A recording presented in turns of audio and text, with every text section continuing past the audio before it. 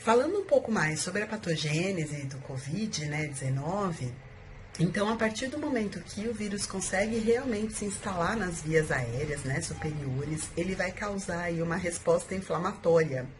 O nosso corpo, ele tenta nos defender da ação viral. Então, a gente vai ter realmente uma resposta que vai fazer um edema superior, vai dar tosse, porque a gente vai produzir uma série de substâncias inflamatórias que irritam o epitélio, né? Então, em princípio, o indivíduo ele vai ter uma tosse seca, né? O vírus, ele se instala nos receptores, então ele acaba tirando muito o olfato e o paladar, né? Tem bastante referência disso na literatura, que as pessoas infectadas, uma das primeiras coisas que acontece é a perda do olfato, por conta da replicação viral. E aí, no momento que a gente começa, né, a fazer a cascata inflamatória, os linfócitos do tipo T vão reconhecer o vírus e vai desencadear essa resposta. Então, o indivíduo vai começar a ter febre e vai ter esse quadro gripal aí que a gente comentou. Bom, a gente vai dividir a resposta, né, a forma de evolução da doença em 3 grupos. Então, 80% dos doentes que forem acometidos vão desenvolver um quadro gripal, não vão complicar. Mas é um quadro gripal que pode ser, né, desde sintomas muito leves, como essa tosse, um pouco de mal-estar, mas nada importante, febre baixa, até aquelas pessoas que têm um estado bem debilitado. Então, tem bastante dor articular, dor muscular, febre mais importante, tosse recorrente, inapetência. Alguns relatam vômito e até diarreia, né? Porque, como eu disse, o vírus ele também tem local para instalar-se no intestino, né, nos receptores da enzima conversora. Então, 80% das pessoas vão desenvolver esse quadro e tudo bem, vão ficar bem, não vai ter grandes problemas. É claro que não é um quadro simples, né? Então, como eu disse, algumas pessoas podem até passar batido sem nem ter nenhum sinal em sintoma importante, mas vai ter gente que realmente vai ter aí um desconforto importante. 15% dos casos, né, das pessoas que forem acometidas, vão desenvolver uma pneumonia viral. Então, o vírus que, né, num primeiro momento, está instalado nas vias aéreas superiores, ou seja, da laringe para cima, o vírus consegue se translocar. Então, ele desce para as vias aéreas inferiores, vai acometer aí os ductos alveolares e vai conseguir se instalar nos alvéolos e no interstício, na área de troca gasosa. Então, a gente tem uma pneumonia viral nesses casos. Esses indivíduos vão precisar de internação, mas não necessariamente eles vão ficar super graves. Tem um desconforto respiratório importante, precisam de um cuidado maior. Geralmente se entram com tratamento com antibiótico também. O antibiótico não é para o vírus, é porque pelo estado infeccioso, o pulmão acaba tendo maior predisposição de fazer pneumonia bacteriana associada, né?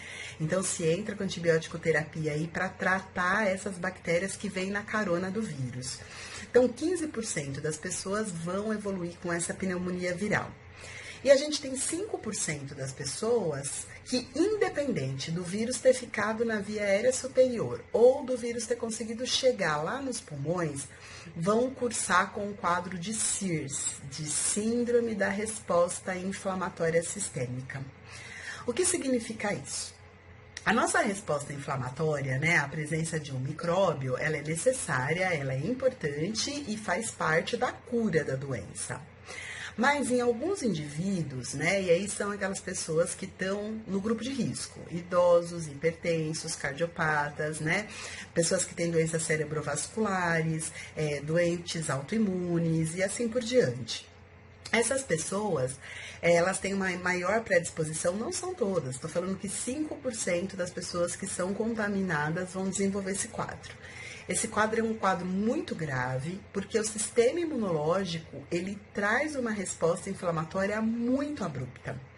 Então, ao invés de você ter só aqueles sintomas de via aérea superior, os sintomas gripais não, né? Então, o que vai acontecer? A partir do momento que os linfócitos chegaram ali na região, ele desencadeia a produção de uma série de mediadores químicos inflamatórios. São citocinas, né? Aí a gente vai ter citocinas pré-inflamatórias e citocinas anti-inflamatórias. Então, numa primeira fase, vai ter a liberação de interleucinas, fator de necrose tumoral do tipo alfa 1 e 2, e as interleucinas do tipo 1 e 6 são muito presentes. Esses mediadores químicos, sozinhos, né, já vão me trazer uma vasodilatação periférica importante. Ele lesa o endotélio vascular e aí a gente tem aí um rebaixamento, né, um relaxamento da vasculatura, o que causa uma hipotensão, né, a pressão arterial cai e principalmente a pressão arterial sistólica vai cair abaixo de 90 milímetros de mercúrio. Mas não é só isso. Por conta da lesão endotelial, você tem extravasamento de líquido, né? Você tem fuga de líquido. Então, o doente tem uma redução do débito cardíaco muito importante. Primeiro, pela diminuição da resistência vascular periférica. Depois, porque ele perdeu volemia, ele perdeu líquido. E aí, o corpo vai ficar mal perfundido, os tecidos, né? Então, ele vai desenvolver uma hipóxia tecidual. E aí, com essa hipóxia, a gente vai começar a fazer respiração anaeróbica. Porque é o sangue que leva oxigênio para o tecido. Se eu estou mal perfundida, eu não tenho sangue suficiente para produzir ATP por aerobiose. E aí, respirar por anaerobiose faz com que eu produza, né, lactato. Então, por isso que os níveis de lactato sobem tanto. Essas citocinas pré-inflamatórias, né, elas vão desencadear o desenvolvimento, a produção de outras citocinas anti-inflamatórias. É uma tentativa de bloquear essas citocinas. E aí eu vou liberar prostaglandinas, vai ter liberação de leucotrienos, de mais fator de necrose tumoral, de mais estaminas, né, de outras citocinas, que potencializam essa ação vasodilatadora e a lesão endotelial. Pronto. Essa é a segunda fase do choque séptico, né? A primeira fase é aquela das citocinas pré-inflamatórias e agora eu tenho citocinas anti-inflamatórias. E aí tá no sangue, então nem precisa da presença do vírus. Por onde essas citocinas passarem, eu vou ter um processo inflamatório instalado. Portanto, eu tenho um processo inflamatório sistêmico, né? Todos os órgãos e todos os sistemas vão responder de maneira inflamatória, com liberação de exudato, com edema importante, né? E com disfunção de órgãos, né? O fígado, ele vai sofrer muito essa isquemia, essa falta de perfusão. E aí a gente vai ter dois problemas. O primeiro problema é que toda vez que a gente tem uma resposta inflamatória desgovernada, o fígado libera o que a gente chama de sistema complemento. Esse sistema é tipo um sistema super amigos para tentar te ajudar a resolver ali o processo inflamatório. Ele é mediado por 12 tipos de proteínas cis-reativas, PCR. Essas PCRs, elas ajudariam a aumentar a fagocitose aí do vírus. Só que ela vira também mais uma citocina, né? Então, por isso que a PCR desses doentes vai ser tão alta. E aí, assim, a liberação de PCR, ela é diretamente proporcional à gravidade do processo inflamatório. Então, quanto maior o PCR, mais grave é o processo. E não é só isso, né? O fígado, ele faz a inativação de uma série de toxinas que vêm do intestino pelo sistema porta-hepático. Como ele está sofrendo esse processo isquêmico, ele não consegue inativar, né, essas toxinas. Então, essas toxinas caem na circulação também. E aí, potencializa esse processo inflamatório sistêmico. O aparelho cardiocirculatório vai responder chocando.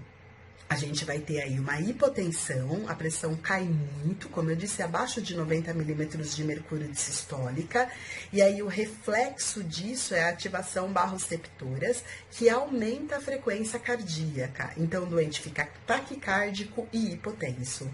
Ele cursa com oligúria, né, os rins param de funcionar, né, adequadamente, de fazer a filtração, rebaixamento de nível de consciência, por falta de perfusão central, eu diminuo a chegada de sangue no encéfalo, mas também pela presença das toxinas não, né, tanto do processo inflamatório quanto aquelas que não estão inativadas pelo fígado, e eu tenho vários órgãos sofrendo.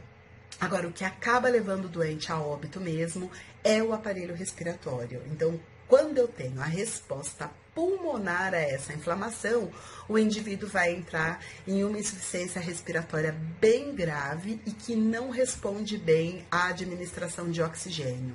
porque o pulmão literalmente encharca, né? Eu vou ter um pulmão praticamente afogado, cheio de líquido pré-inflamatório, tanto no alvéolo quanto no interstício.